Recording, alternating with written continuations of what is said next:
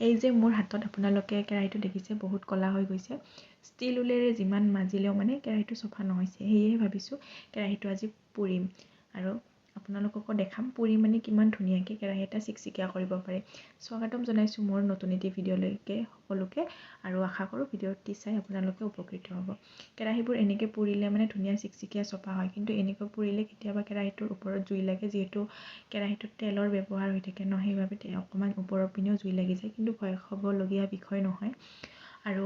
এয়া মোৰ কেৰাহীটো পুৰা প্ৰায় হৈয়ে গ'ল 15 মিনিটমান পুৰাৰ পিছতে মানে এনেদৰে অকণমান মাৰি এডালে ঘঁহি দিলেই মানে ধুনীয়াকৈ ক'লা কাজলবোৰ এৰি গৈছে আৰু বগা চিকচিকীয়া হৈ গৈছে তাৰমানে মোৰ কেৰাহীটো পুৰাটো কমপ্লিট হৈছে আৰু এইটো প্ৰচেছ যে বহুত পুৰণি প্ৰচেছ আগতে যে মানুহে এনেদৰেই চফা কৰিছিলে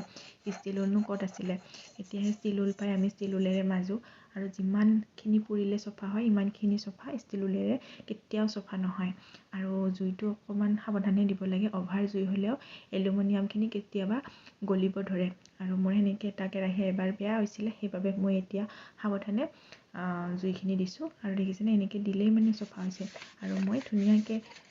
এনেদৰে অকণমান ছাইয়েৰে মই মাজি লৈছোঁ আৰু বেছি ভালকৈ মাজিলে আৰু বেছি ভালকৈ চফা হ'ব যিহেতু মোৰ বেছি সময় নাছিলে মই এনেদৰেই মাজিলোঁ আৰু